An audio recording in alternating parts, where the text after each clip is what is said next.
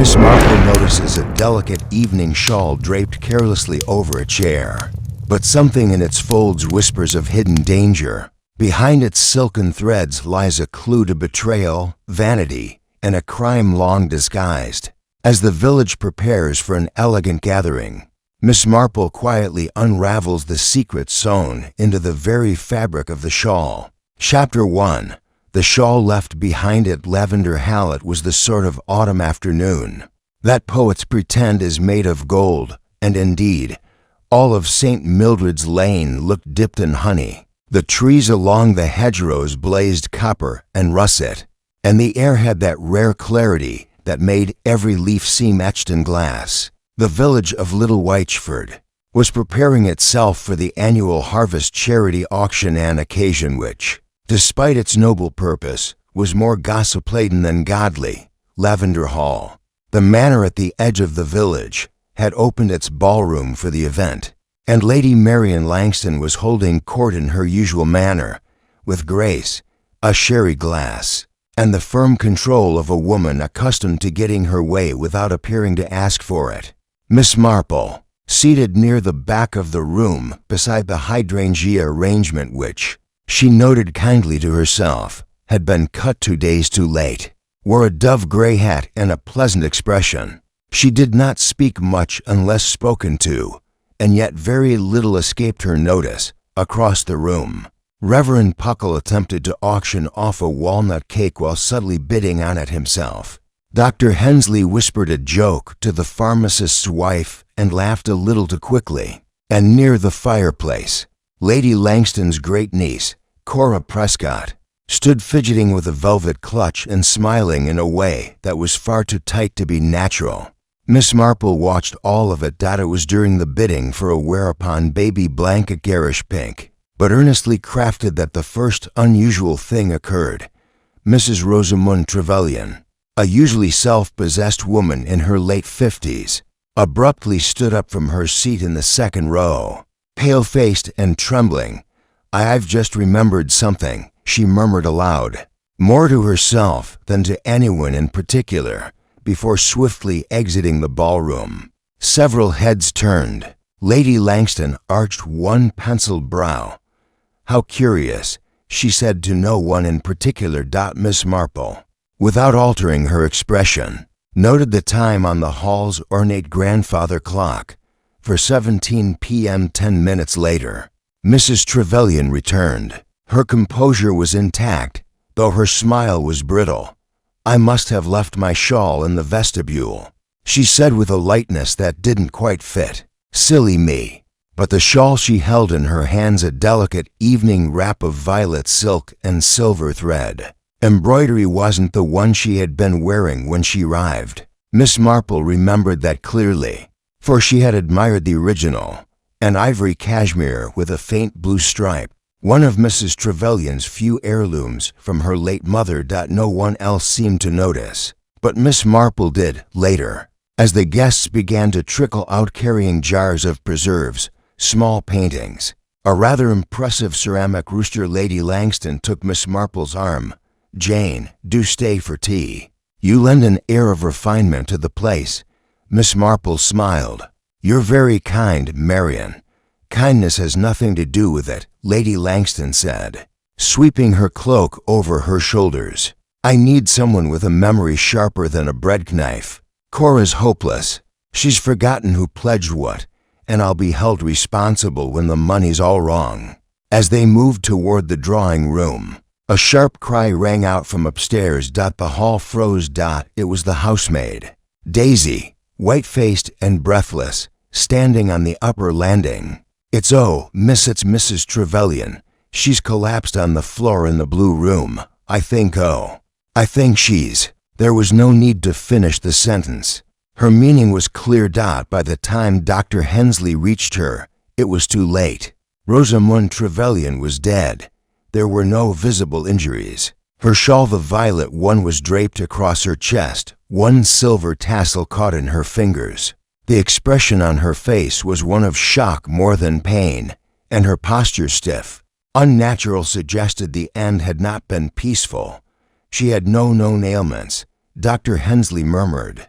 His brow furrowed. No heart problems that I'm aware of. But something's not right here. It's too sudden. Lady Langston turned to her guests. We must call the police. And please no one leave the grounds until they arrive. As murmurs spread and people exchanged frightened glances, Miss Marple stood by the foot of the stairs. She said nothing, but her gaze lingered on the shawl, not the one Mrs. Trevelyan had worn, and not one she'd ever seen in the village before. It was new, unfamiliar, slightly too fine for the occasion. And just possibly not hers at all. Outside, the light faded from the golden afternoon. The autumn leaves rustled softly along the gravel drive, as though whispering secrets, and Miss Marple, standing perfectly still, knew already this death had not been an accident. It had begun, like so many tragedies, with something very small, something that didn't belong. Chapter 2. Whispers over teacups. Police arrived just as dusk gathered across the treetops, casting a dusky lavender hue over Lavender Hall's ivy-covered façade. Inspector Lennox, lean and neatly mustached, stepped out of the car with a clipboard tucked beneath one arm and an air of polite urgency. He was not unfamiliar with village deaths. He'd handled more than one suspicious turn in the surrounding countryside, but a death during a charity auction at Lady Langston's that would not go unnoticed by the local press. The guests were gathered into the drawing room, the air growing steadily more oppressive as small-town politeness strained under the weight of fear and curiosity. Lady Langston sat upright in her carved armchair, a fresh sherry at her side. Cora Prescott hovered near the fireplace, twisting the silver buckle on her handbag. Reverend Puckle sat with his hands folded tightly over his knees, while Mrs. Price Balcom, an elderly widow with opinions stronger than her grip, whispered audibly to anyone who would listen that Rosamond Trevelyan had been a woman of far too many secrets. Miss Marple, seated with her knitting in hand, appeared to be quietly counting stitches. In truth, she was watching the room more intently than anyone might guess. Inspector Lennox began with calm, brisk questions. When had the deceased arrived? Whom had she spoken to? Had she complained of feeling unwell? She seemed perfectly fine, Lady Langston offered. Quiet, perhaps, but that's hardly new. Rosamond was always composed. Did she speak to anyone in particular? Lennox asked. She had a few words with me, said Cora. Mentioned that she was looking forward to the baked goods auction. But that was all, and I believe she stepped out during the event. Lennox's eyes scanned the room. Yes, said Miss Marple mildly, at 4:17. Just after the walnut cake bidding. She returned 10 minutes later with a different shawl. The inspector raised a brow. Different. She arrived in an ivory cashmere, Miss Marple explained. But when she returned, she was wearing a violet silk evening shawl. Very fine embroidery. Not hers, are you certain? He asked. Oh yes, she said with a faint smile. I noticed the fringe on the cashmere had a snag in the corner. She used to pull at it when anxious. I saw it quite clearly as she took her seat. Inspector Lennox made a note. And the shawl she returned with, where is it now? Still upstairs, said Dr. Hensley, draped over her. The inspector nodded. We'll collect it, and we'll need to examine the contents of her handbag. Lady Langston, may I ask that all guests remain at the manor for the next hour? Just until we have statements. Lady Langston gave a short nod. Of course, as the inspector stepped away to speak with the constables. Low conversation began to rise again like steam from a pot left unattended. I dare say it was her heart, muttered Reverend Puckle. She seemed flushed during the third auction lot. Mrs. Price Balcom sniffed. Poison, more likely. That woman never ate anything she hadn't inspected herself. Always had that little tin of barley sweets. Not normal, that. Cora Prescott looked pale. Surely no one would poison Rosamond. Why would they? Miss Marple's eyes lingered on her for a moment. Sometimes people are not the target, my dear. They're the witness." The room grew briefly still. Then Mrs. Price Balcom leaned forward. "I saw her talking to that man. The quiet one. The solicitor's nephew. What's his name?" Edgar. "Edwin Croft," said Lady Langston warily. "And he hardly spoke to anyone." "Well, maybe that's why," said Mrs. Price Balcom with relish. "Keeps to himself. Bookish sort. You mark my words, those are the ones with the darkest tempers." At that moment, the inspector returned and called for Cora Prescott to follow him for a statement. She gave a small start, then obediently followed him from the room. Miss Marple waited a few moments, then rose, slipping her knitting quietly into her handbag. She made her way through the hall and up the staircase, her steps light, her purpose clear. The blue room remained as it had been left, cordoned off, untouched except for the careful work of the attending doctor and constables. She stood just inside the threshold, observing. Rosamond Trevelyan lay upon the rug, her body now covered with a light sheet. The violet shawl still rested nearby, folded neatly beside the body. Too neatly, in fact, as though someone had placed it there after the fact. Miss Marple walked to the dressing table. On it stood a half-empty glass of water, a delicate silver-backed hairbrush, and a small velvet pouch. She opened it delicately. Inside were for barley sweets. Mrs. Price Balcom, it seemed, was not mistaken. And beneath the sweets, a scrap of folded paper. Miss Marple unfolded it. The handwriting was sharp, angular. A single line. "I saw what you did. You cannot hide it forever." She replaced the note carefully, her mind already assembling the pieces. A mysterious shawl. A sudden exit. A woman returned with a stranger's possession, and minutes later, she was dead. No violence. No clear poison. No public accusation. But someone had seen something. Back downstairs, Inspector Lennox met her at the base of the stairs. "Anything of note, Miss Marple?" She smiled gently. "Only that we must be very careful, Inspector. People in this village have long memories. But guilt," she added, "often comes wrapped in silk." Outside, the sun had gone. A hush had fallen over the lawn, and the wind stirred the leaves with a breath like a sigh. Somewhere, among the polite faces and trembling voices, someone knew the meaning of that violet shawl. And Miss Marple, calm and unreadable as ever, was already turning her mind to who would need to lie, in order to keep it hidden. Chapter 3. The Missing Stripe. Following morning, little Wychford woke to find drizzle and a chill that clung to coat collars and soaked silently into the paving stones. It was the kind of weather that muffled sound and encouraged speculation. And indeed, speculation was already brewing in every shop and parlor across the village. The death of Mrs. Rosamond Trevelyan at Lavender Hall had disrupted more than just the charity auction. It had fractured the rhythm of the village. At the baker's, customers whispered behind gloved hands. At the chemist's, two women lingered in the cough syrup aisle far longer than necessary. Everywhere, heads bent close together, eyes darted, and lips pursed with worry or delight, depending on the nature of one's curiosity.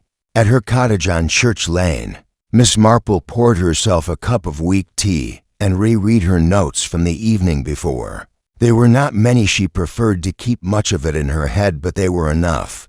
Rosamond Trevelyan arrives wearing ivory cashmere shawl, blue stripe. Leaves at 4:17 p.m. in visible distress. Returns 10 minutes later with violet silk shawl, unfamiliar, no one questions it. Dies upstairs in the blue room. Cause unknown. Note found in handbag. "I saw what you did. You cannot hide it forever. Original shawl not found." She frowned slightly, tapping her pencil against the edge of the page. The original shawl, ivory with the faint blue stripe, was nowhere to be seen. It had not been found in the ballroom, the vestibule, the garden, or the upstairs corridor. Not by the constables. Not by the housemaids. A woman does not misplace something worn around her shoulders without noticing. nor does she replace it with an unfamiliar garment unless she feels compelled or threatened. Shortly before noon, a gentle knock came at the door. Miss Marple opened it to find Ellie Hargreaves standing there, umbrella in hand, cheeks pink from the damp wind. "May I come in for just a moment?" she asked.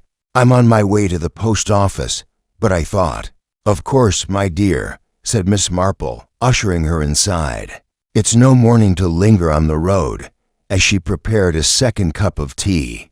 Ellie set her gloves beside the fire.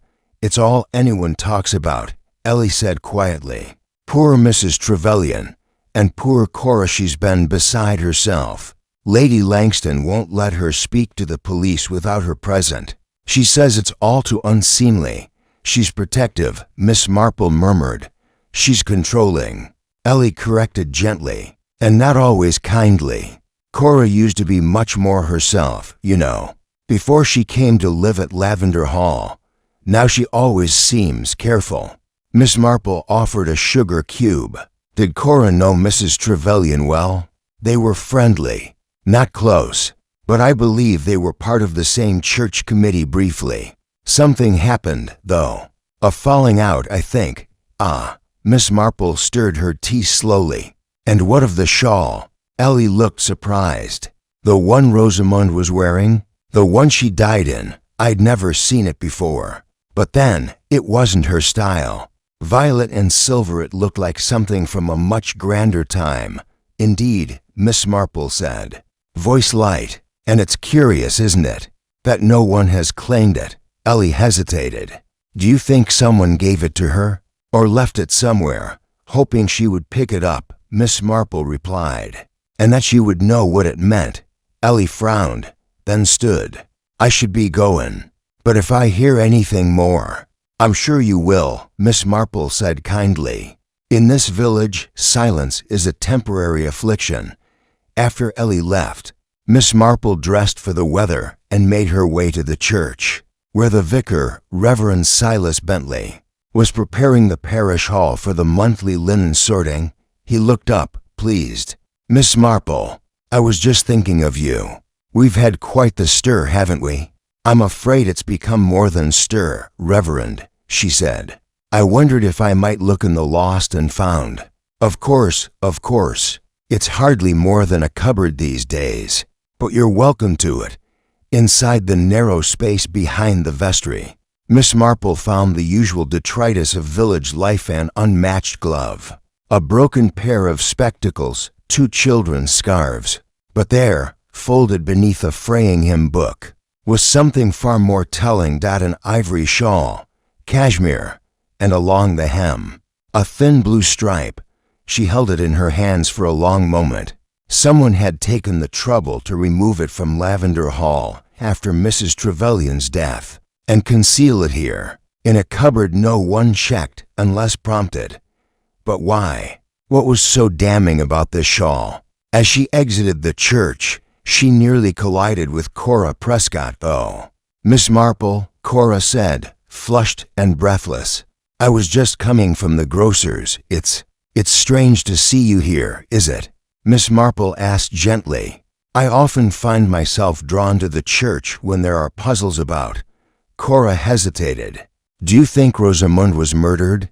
Miss Marple studied her for a moment. "Do you?" Cora blinked. "I don't know. She was anxious that day." She kept glancing toward the windows as though she feared someone arriving. And when she returned from the vestibule with that shawl, she looked almost resigned. Miss Marple gave a slight nod. "If you ever remember anything else, even something small, do let me know." "I will," Cora promised. Then, as if something had just occurred to her, she added, "She told me something odd. Just the day before the auction." "Yes?" She said, "Some secrets wear silk, but they can't keep you warm forever." I thought it was just one of her strange metaphors. But now, it felt like a warning. Miss Marple watched her walk away, arms wrapped around her torso, head down against the wind. The shawl had been meant as a message, but not to Rosamund. It had been from her to someone who had done something long ago. Something now returned to the surface like a snag in perfect stitching dot, and somewhere in the folds of that violet silk lay the key to what had truly happened and who had truly been afraid. Chapter 4. The Woman in the Mirrorby. Thursday morning. The storm that had swept through Little Wychford the night before had passed, leaving behind wet leaves plastered to pavements and hedgerows heavy with rain. The skies remained low and gray, pressing upon the village like a held breath. But inside Miss Marple's cottage, the fire crackled, and the air held the faint scent of lavender oil and baking bread. The ivory shawl retrieved from the church lost and found now lay folded across her settee. Miss Marple had spent the better part of the morning inspecting its weave. There were no initials sewn inside, no laundry tags, but the blue stripe near one edge bore the faintest smudge, rust-colored, almost invisible. She had not tried to remove it. She believed in preserving clues until they had revealed all they could. There was something else. A single thread near the hem had been tied in a small, deliberate knot.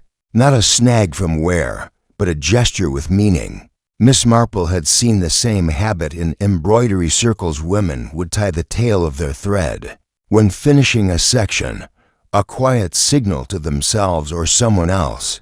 But Rosamund had not been a stitcher. That much she remembered from a Women's Institute meeting years ago, when Rosamund had politely declined all needlework in favor of organizing papers. Someone else had tied that knot.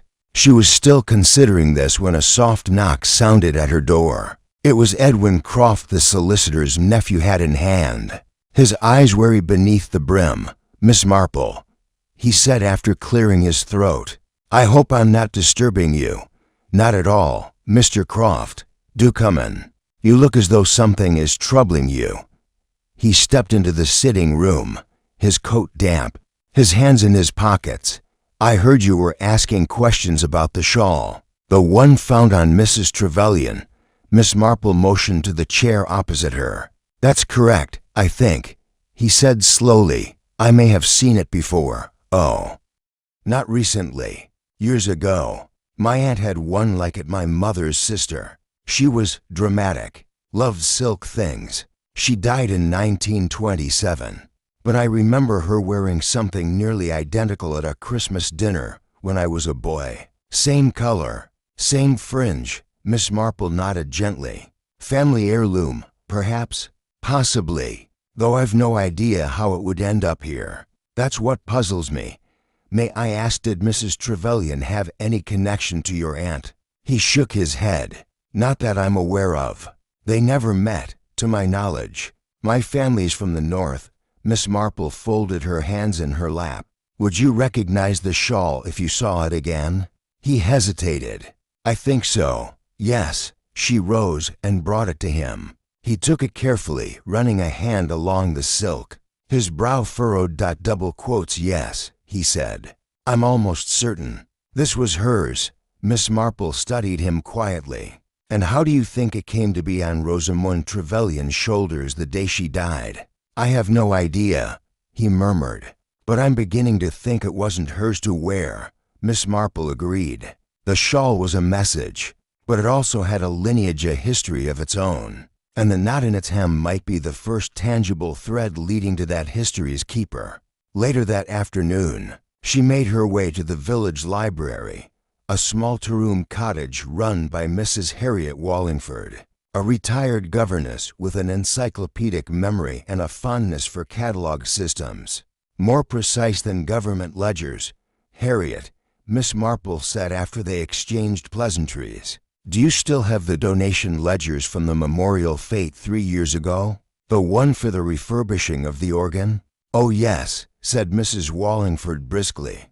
"I've just finished rebinding them. I wonder if you might recall who donated the antique textiles collection. There was a small exhibition in the East Corridor, silk shawls, lace handkerchiefs, that sort of thing." Mrs. Wallingford narrowed her eyes. "Let me think. That was organized by the Langstons, I believe. Cora brought them from the attic at Lavender Hall.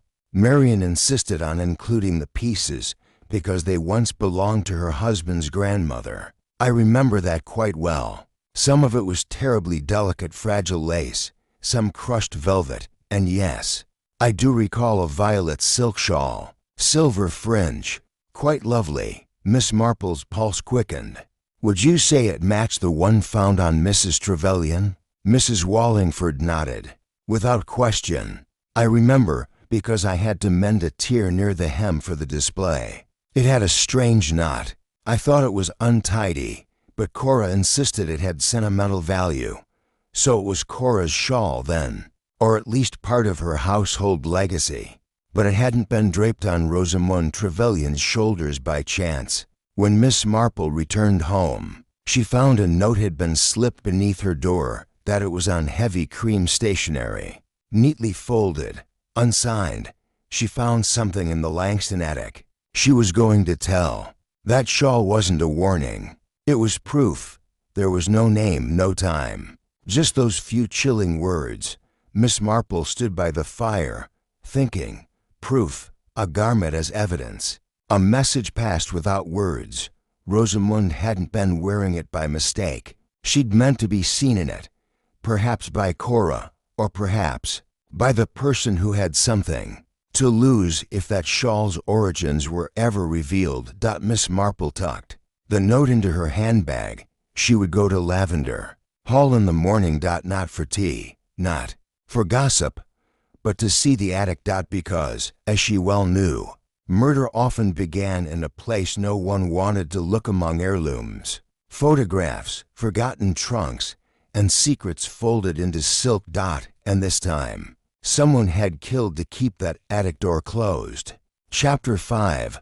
Dust and Portraits. Lavender Hall stood quiet beneath a slate-gray sky. When Miss Marple arrived the following morning, the hedges had been trimmed, the gravel swept, and yet the entire estate felt as though it had drawn inward, bracing against the attention now falling upon it. A constable still stood discreetly near the side gate, and one could see a light burning in the front study. Though it was only 9:30, Cora Prescott answered the door herself, her expression drawn and pale. "Oh, Miss Marple," she said, a faint line between her brows. "I wasn't expecting visitors.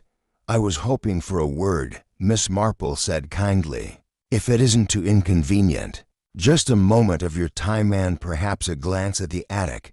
"The attic?" Cora blinked. "I believe it may help explain something important." There was a long pause before Cora stepped aside. "Very well. Come in." They walked in silence through the hall, past oil portraits of long-departed Langstons and beneath chandeliers that dripped crystals like frozen tears. A maid appeared briefly, curtsied, then vanished. At the base of the attic stairwell, Cora hesitated.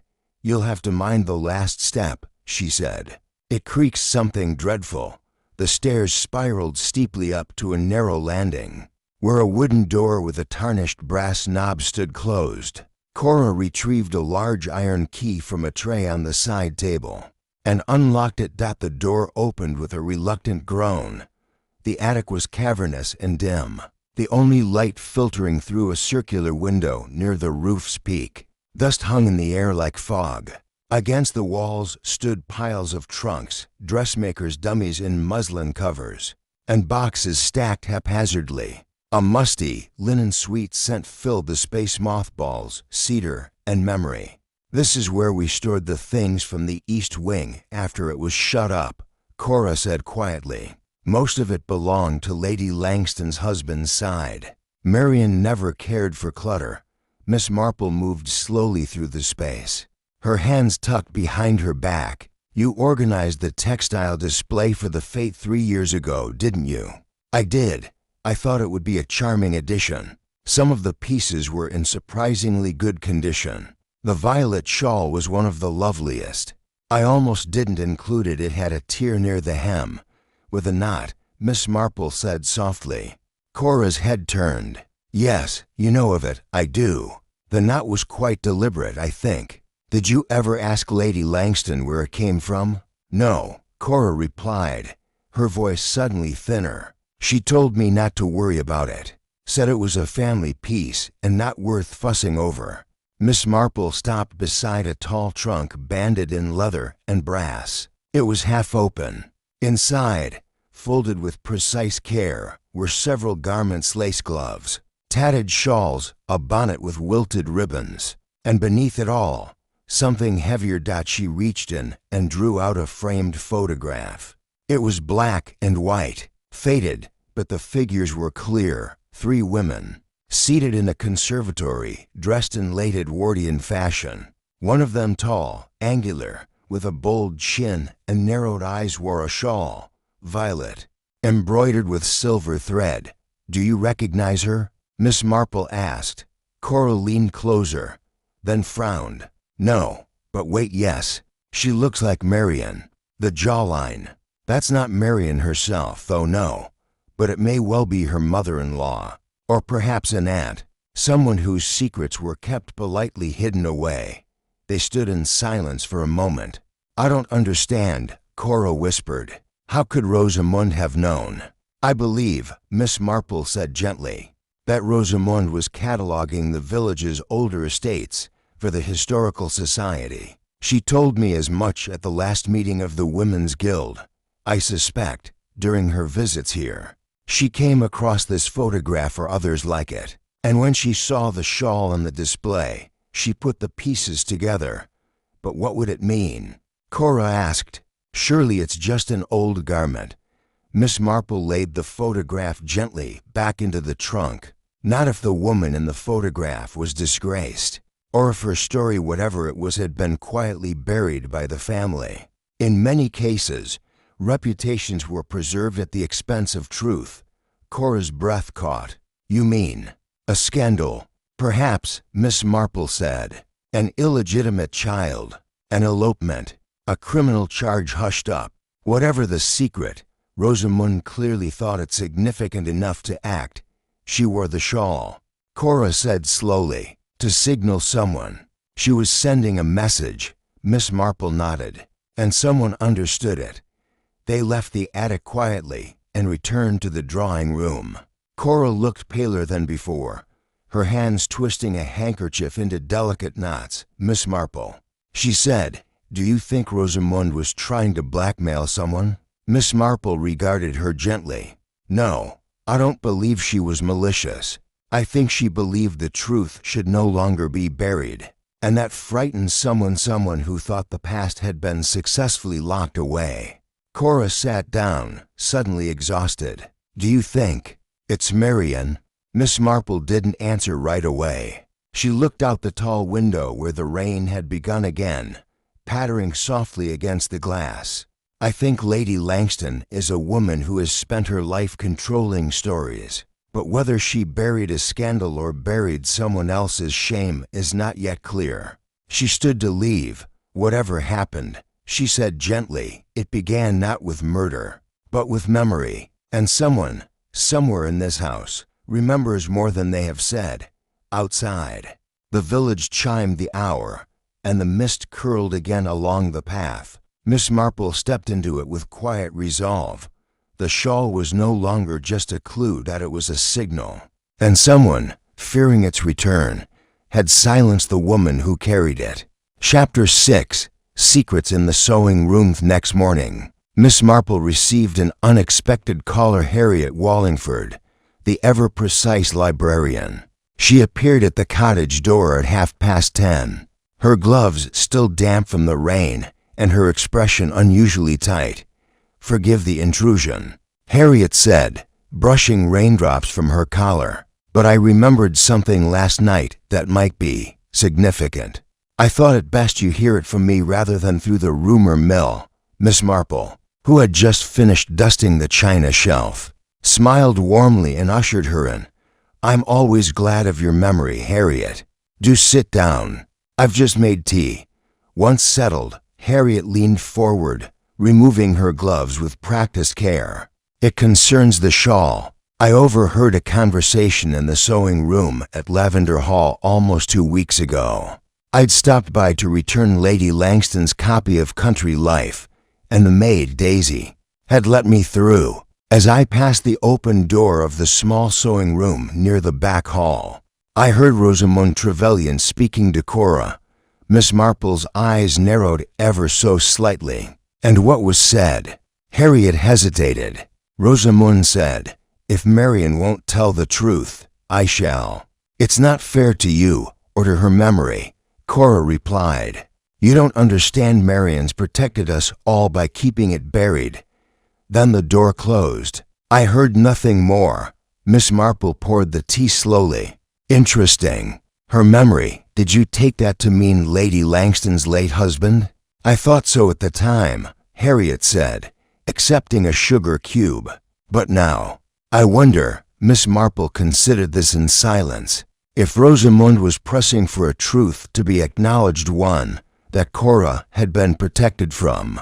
It suggests a family matter, likely something buried before Cora came to live at Lavender Hall." Harriet nodded. "It's the first time I've ever seen Cora speak firmly. She always defers to Lady Langston, but there was something raw in her voice, genuine distress." After Harriet left, Miss Marple returned to her notes. New threads were emerging now, tying Rosamund's death not to random misfortune, but to the very core of Lavender Hall's quiet, composed facade. What had Rosamund uncovered? Not just a photograph, not just a family connection, but something personal to Cora and dangerous to someone else. Later that day, Miss Marple arranged a visit with Daisy, the maid at Lavender Hall. She caught her just after luncheon, on her way to the drying shed behind the kitchens.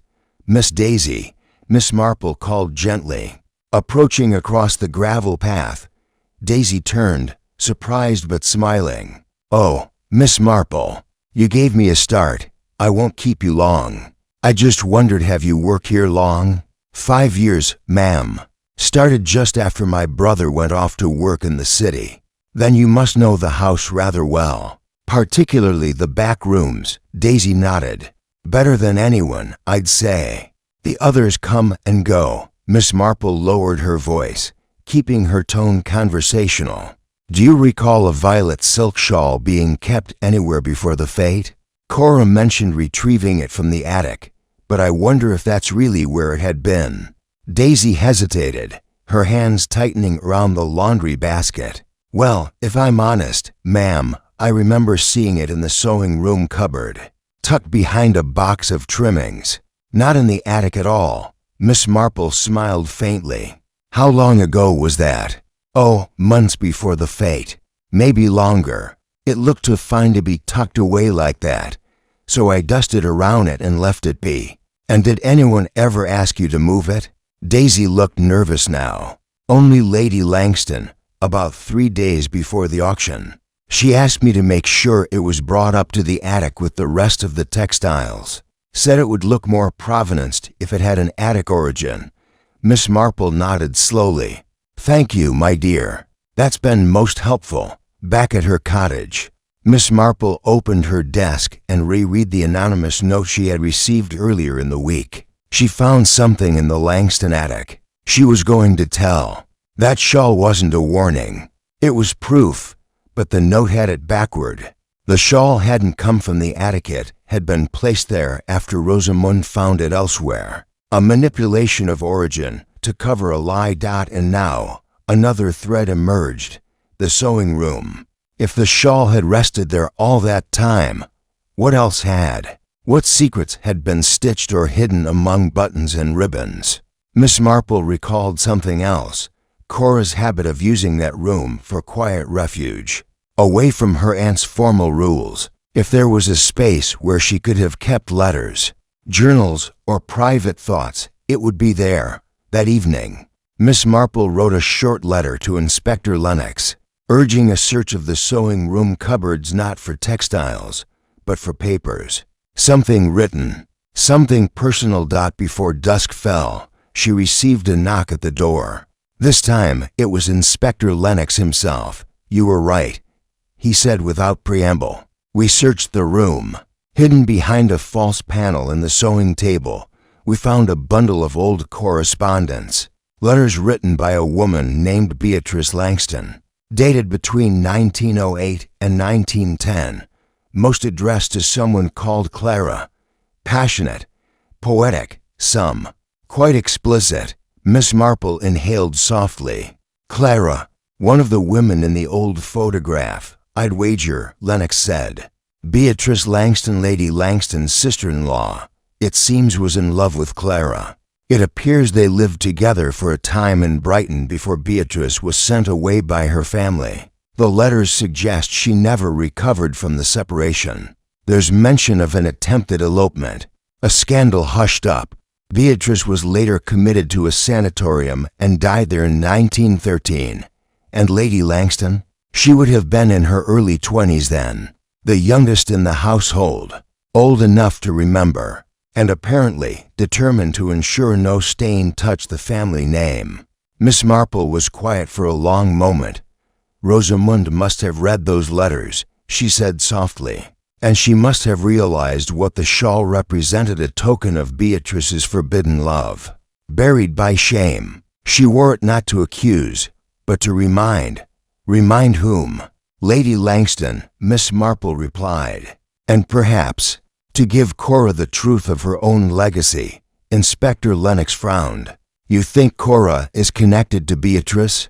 I think Cora is Beatrice's daughter. Raised elsewhere, returned under Lady Langston's wing after Beatrice's death. Rewritten into the family as a niece. It explains Marian's coldness and Cora's lingering sense that something has always been missing. The inspector looked grim, and if Rosamund had planned to tell her the truth, she would have become a threat, Miss Marple said. Not to Cora but to someone who had spent a lifetime suppressing history. The rain had returned by then, tapping gently on the window panes. Miss Marple watched it in silence. Family secrets are like stitches gone crooked, she said quietly. You can keep sewing over them, but the pattern is always off.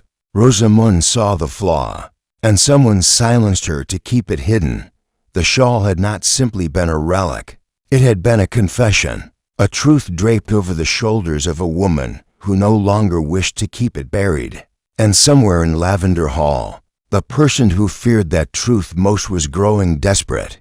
Chapter 7.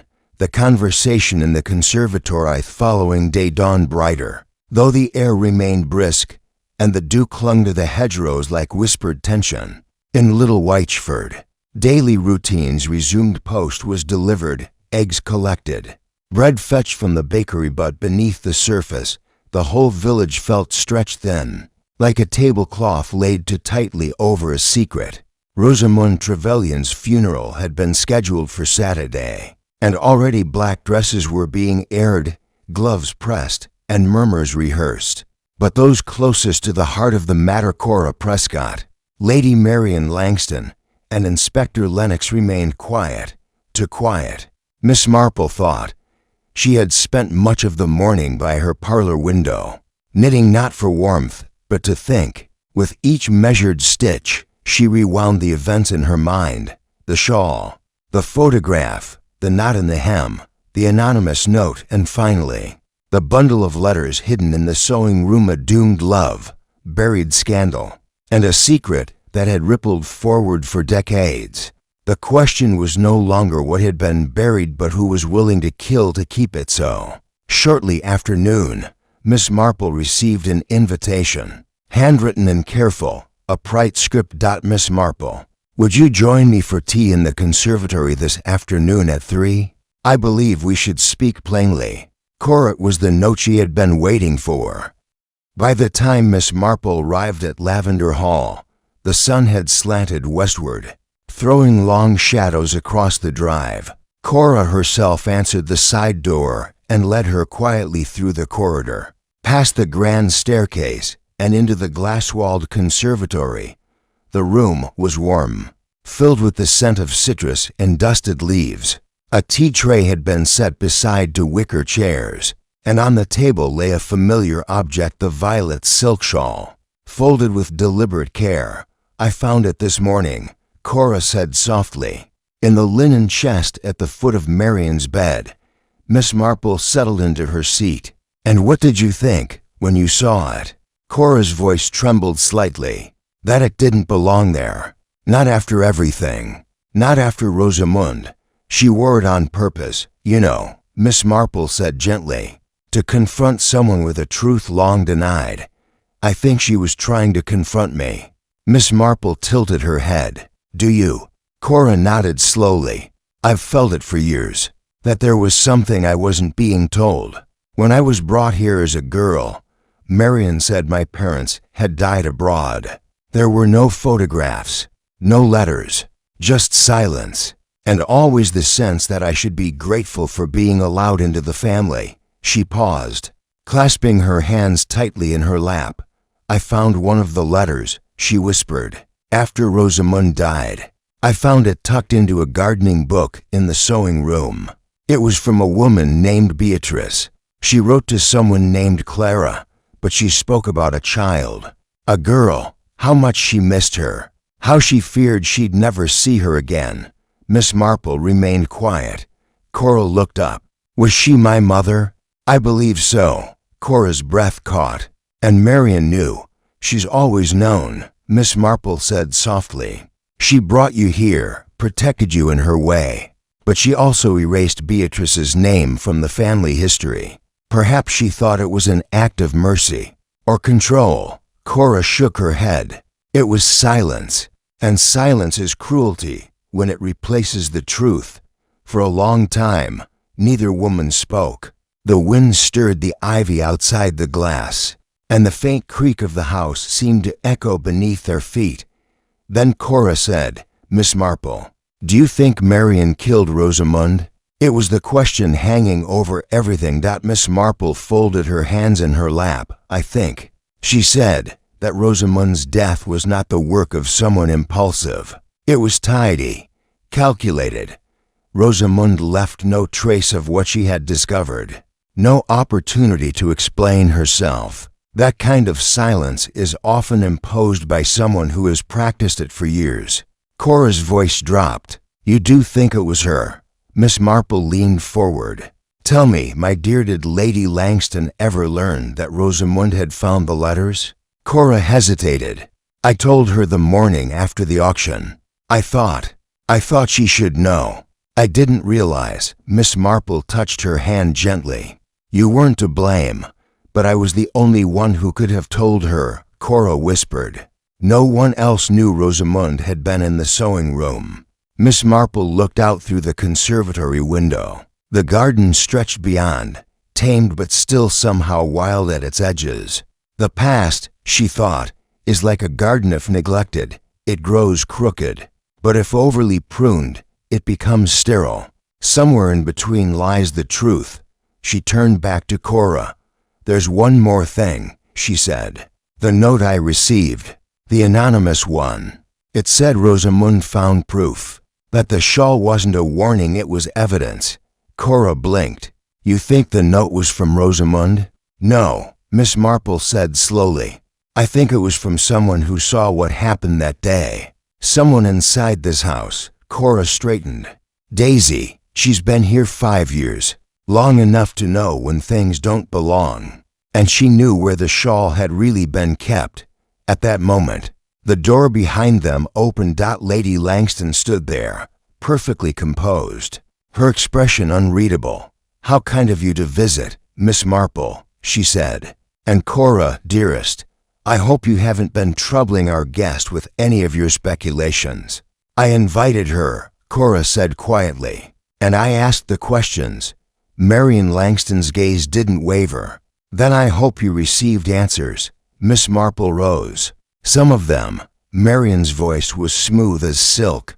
You've always had a gift for asking questions that don't need to be answered. Perhaps, Miss Marple said gently, but secrets have a way of curdling when left too long, especially when draped in silk. Their eyes met. For a brief moment, something flickered in Marion Langston's gaze, something too brief to name. Then she turned away. Daisy will see you out, she said. As Miss Marple walked back into the hall, she felt it at last, that quiet certainty that comes just before the final thread is pulled. Rosamund Trevelyan had died not because she threatened to reveal the Truth. She died because she reminded someone that the truth had never really gone away. And now, with the shawl recovered and the letters no longer hidden, the silence was unraveling. Soon, the final stitch would come loose. And Miss Marple would be there when it did. Chapter 8. The Knot at the Edge of Truth. Following morning brought with it the kind of chill that slipped beneath doorways and settled into the bones of houses that had grown too used to silence. In the village of Little Wychford, conversations now took on a hushed, clipped cadence, as if everyone knew some invisible threshold had been crossed. The fact of Rosamund Trevelyan's death was no longer discussed with shock. It had fermented into suspicion. Miss Marple, however, found herself absorbed not in gossip, but in fine embroidery.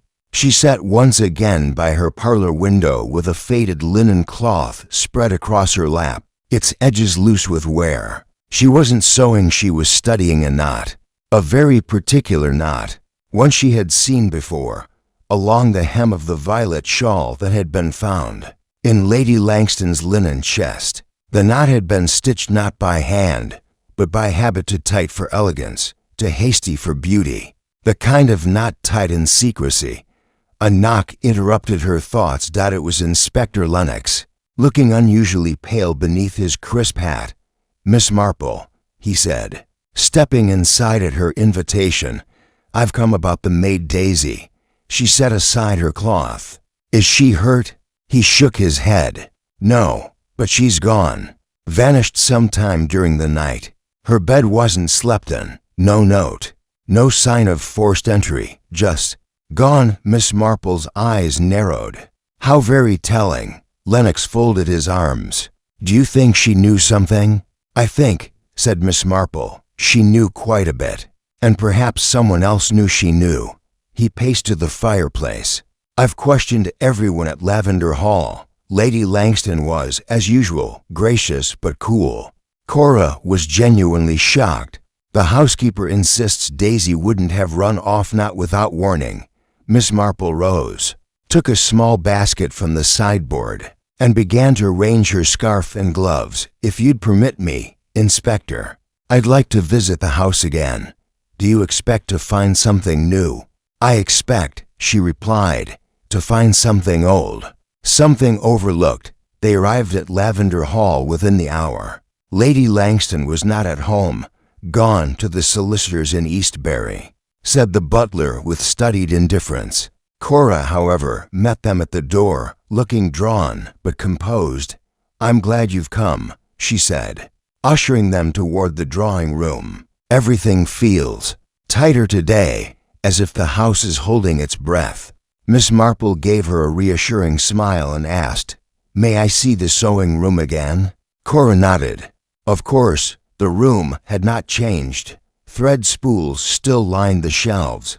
Pins glittered in their cushions, and half-finished embroidery lay folded neatly in a basket by the chair. But it was the bookcase that drew Miss Marple's attention again. She ran a gloved finger along the titles, until she paused at one of the gardening books, the same Cora had mentioned.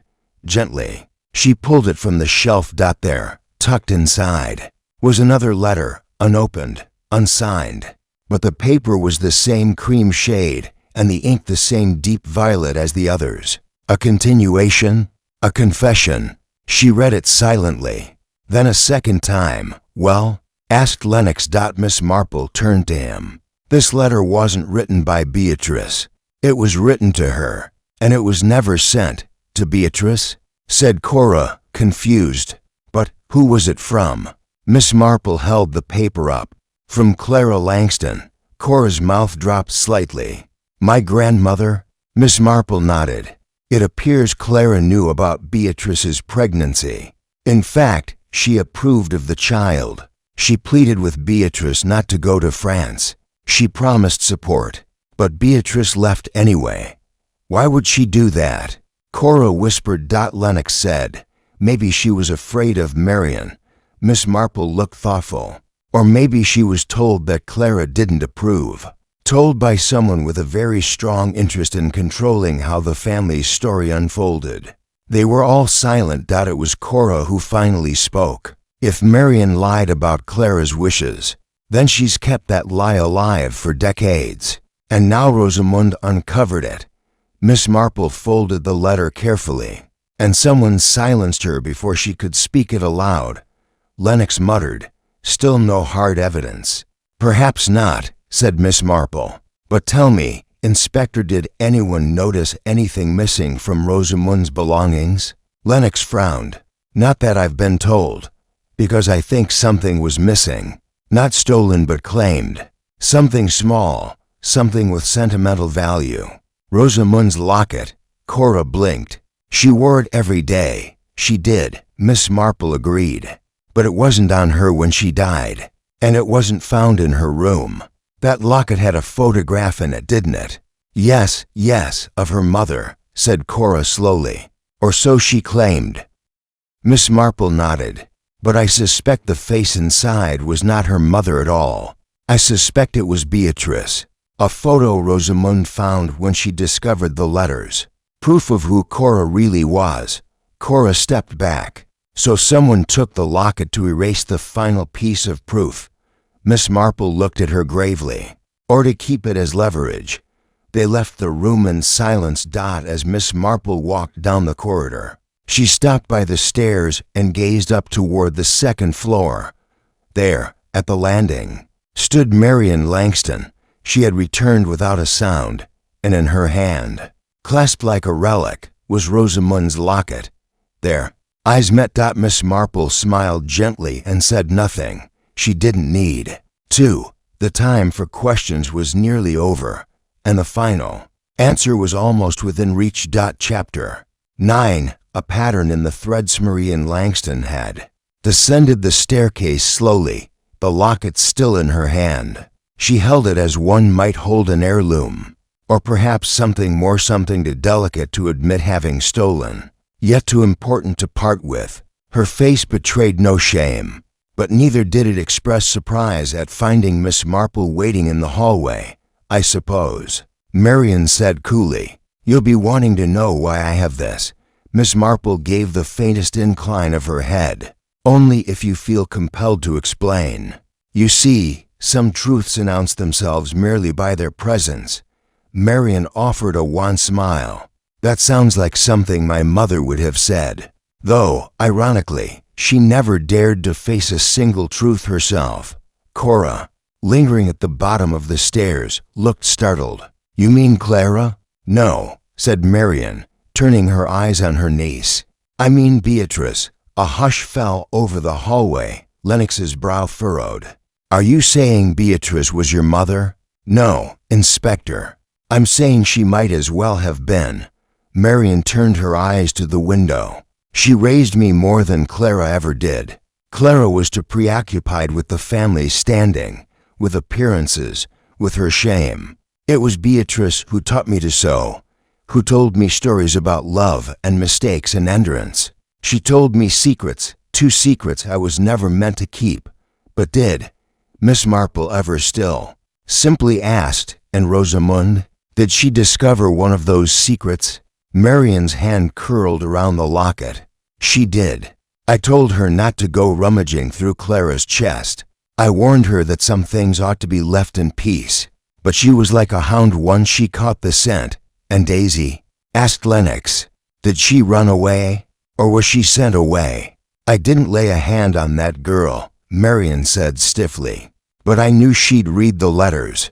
I found her crying in the linen room 2 nights ago. I told her if she spoke a word to anyone, she'd be dismissed and discredited. I hoped fear would be enough." Miss Marple observed her for a moment.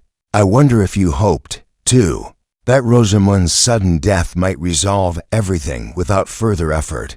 Marian did not respond, but her silence was not agreement, nor was it denial. Later that afternoon, Miss Marple walked with Inspector Lennox through the village green, the brittle grass crunching softly underfoot. The air was still sharp with autumn's breath, and the trees trembled above them, tossing loose leaves like crumpled memories. "You think she did it?" Lennox asked, glancing sideways. Miss Marple considered. "I think she didn't stop it. Semantics, Miss Marple, not at all. The difference between guilt and grief often lies in what one permits, not what one commits. Marian Langston may not have struck Rosamund, but she left the gate wide open, knowing full well what might come through it. And who did come through? Miss Marple gave a small sigh. That is the question, isn't it? They passed the parish notice board, where posters for the Harvest Festival still fluttered sunlit now, though they seemed draped in shadow. Just ahead, the vicar's wife, Mrs. Ellingsworth, stood by the war memorial with a small bouquet. When she saw Miss Marple, she hesitated, then approached. "I meant to call on you," she said with a nervous smile. "You were at Lavender Hall again?" "Yes," Miss Marple replied gently. "It's been quite a week." Mrs. Ellingsworth clutched the flowers tighter. "I didn't want to speak ill of Rosamund, but, well, there was something odd I noticed a few weeks ago. She came to the church not for service, but to ask about burial plots." Lennox straightened. "Burial plots?" Mrs. Ellingsworth nodded. "She asked me where Beatrice Langston had been buried. Wanted to know if the grave still existed, or if the stone had been removed. I told her it was still there, faint lettering, overgrown, but intact. It struck me as odd. She was trembling, said something about setting things right." Miss Marple's eyes sparkled, though her expression remained thoughtful. "So she knew, not just about Beatrice, but about what had been done to her." Lennox frowned. "What do you mean?" Miss Marple turned to him. "Beatrice was buried without ceremony, her name quietly etched on stone, hidden behind thickets in a disused plot. Rosamund, I suspect, believed that was a final indignity. She wanted her acknowledged not just privately, but in the family, which," said Lennox slowly, "someone couldn't allow." "Yes," Miss Marple murmured, "because to admit Beatrice's importance would mean admitting the family's deception. It would mean unraveling a lie that had been threaded for generations." They parted ways shortly after, but Miss Marple did not go home. Instead, she took the long path toward the churchyard. The sun was beginning to lower behind the yew trees, casting long, cold shadows across the headstones. She found the grave easily. The Beatrice Langston, the stone read, 1878 to 1903, in quiet earth, peace. There were no flowers, no trinkets, only a single ivy strand curling across the name like a veil. Miss Marple stood silently. She did not weep, but she did remember. Because in villages like Little Wychford, the past did not stay buried. It was sewn into every stitch of linen, whispered behind every closed door, and folded into every secret passed from one woman to another. As she turned to leave, she heard the faint sound of footsteps. Turning, she found Cora there, her face pale, but her eyes resolute. "I followed you," Cora said quietly. I wanted to see her grave. I never knew where she lay." Miss Marple took her hand. "Now you do, and you believe Rosamund really knew the truth, that she found out I was Beatrice's daughter?" "I do." "Then why didn't she tell me?" Miss Marple looked down at the ivy. "Perhaps she intended to. Perhaps that's why she died." Cora was silent a moment. Then, without speaking further, she knelt before the grave and pulled the ivy gently aside, revealing the name in full for the first time. The truth was no longer hidden, but someone in the village still wished it had stayed that way. And Miss Marple had yet to call the final thread to account. Chapter 10. The Truth Beneath the Velvet. Drawing room at Lavender Hall was uncharacteristically quiet. Rain whispered against the windows in gentle sheets, soft enough to be ignored, but steady enough to cast a hush over the air. Miss Marple sat in the high-backed armchair usually reserved for the late Rosamund Langston, a piece of delicate embroidery in her lap. Untouched. Opposite her sat Inspector Lennox, notebook in hand. To his left stood Cora, pale but composed. Beside the fire, Marian Langston lingered near the mantel, a cup of untouched tea in her hands. The room had the quality of a stage, and every player knew their part was coming.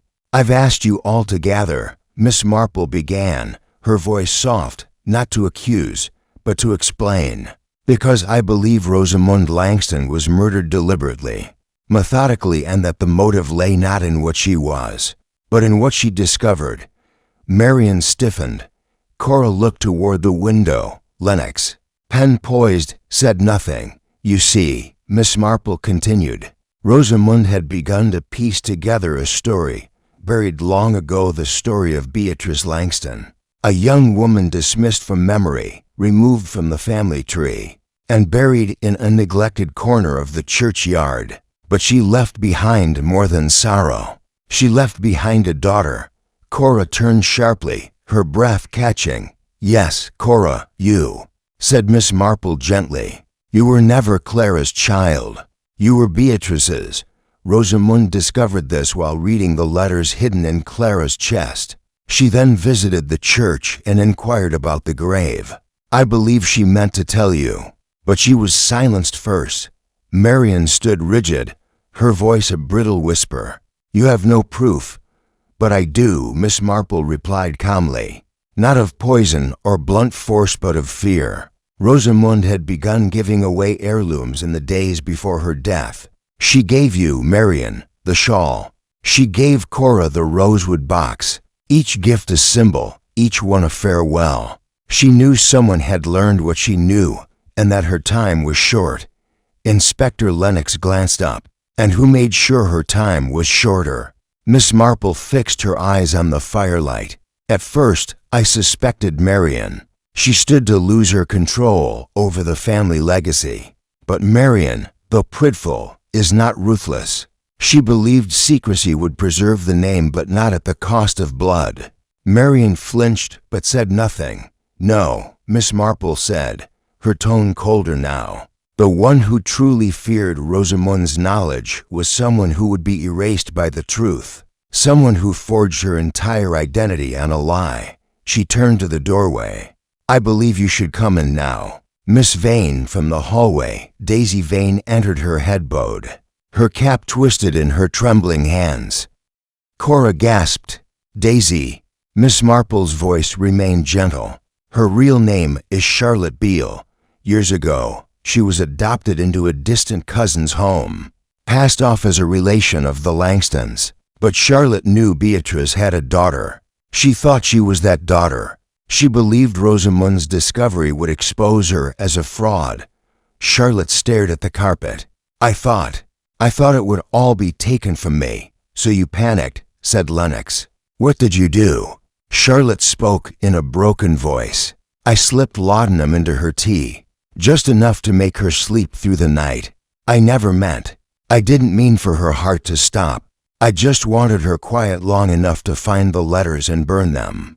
"But Rosamund had a weak heart," Miss Marple murmured. "It was noted on her file by Dr. Elbridge. The dose you gave her was fatal."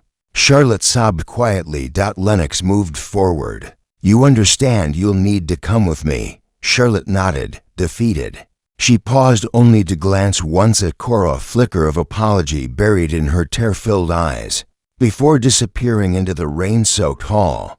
The next morning, the skies had cleared. Miss Marple sat with Cora on the sunlit bench near the garden. "It's all rather surreal," Cora said quietly. "I keep wondering what might have happened if Rosamund had told me just one day earlier." Miss Marple folded her hands. "The truth has a way of arriving precisely when we're ready for it. Not sooner, not later. Do you believe that?" "I do." Cora looked up. "And what should I do now, knowing I'm Beatrice's daughter, not Clara's?" Miss Marple smiled faintly. "Love who you are, dear. That's the part no secret can touch. You belong here, whether by blood or by heart." The birds chirped gently in the hedges. Somewhere across the lawn, Marion tended to a rose bush, pruning it back with unusual care. And in the breeze that tugged the corners of the old velvet shawl, the truth no longer trembled, but rested. At last, seen, and safe. Epilogue, a stitch in time 12 weeks later. The village of Little Witham had resumed its usual rhythm, hedges neatly trimmed, scones rising in ovens, and conversations circling around bridge games rather than buried secrets. Yet a subtle change had settled over Lavender Hall and its inhabitants. Like dust after a long-forgotten storm, Cora Langston, now firmly settled into her place at the manor, moved with a quiet confidence that had once eluded her. The revelation of her true parentage had not shattered her, it had clarified her. She spent her mornings in the library, cataloging Beatrice's music compositions, found hidden in the false bottom of Rosamund's cedar chest. The faded ink had barely survived time, but the melodies still lived, echoing through the drawing room on rainy afternoons. Miss Marple had returned to her cottage on Church Lane, her rose bushes blooming defiantly despite the odd July frost. She received a letter from Cora each week, updates filled with small joys, musings about identity, and thanks that never felt rehearsed. Miss Marple always responded with observations of her own, the curious habits of blackbirds, the way people forget their umbrellas when the truth is close, or how teacups sometimes remember more than they should. Marian Langston remained at Lavender Hall, though with a newfound humility. She had, in her own way, begun to thaw, offering Cora advice when asked and space when needed. The two women were not friends, not yet, but there was the possibility of peace between them, a bridge built with silences rather than apologies. As for Daisy Vane Charlotte Beale, her trial was set for autumn. The newspapers would report it with restrained scandal, but Miss Marple suspected the public would forget her name soon enough. Tragedy, after all, has a short memory unless accompanied by fireworks. One gray afternoon, as the clouds collected like thoughts above St. Mildred's spire, Miss Marple sipped her tea and glanced out her window. A young couple passed arm in arm, laughing. The grocer's boy whistled as he delivered parcels. The world had, as it always did, moved on. And yet, the memory of the velvet shawl lingered, not for its lace or scent, but because it had held a secret gently, quietly, as many women did. A secret that changed lives not with thunder, but with a whisper. Miss Marple folded her hands and murmured to no one in particular, human nature, my dear, always stitches its truth one thread at a time. Then she reached for her embroidery needle and resumed her work. Outside, the village breathed on.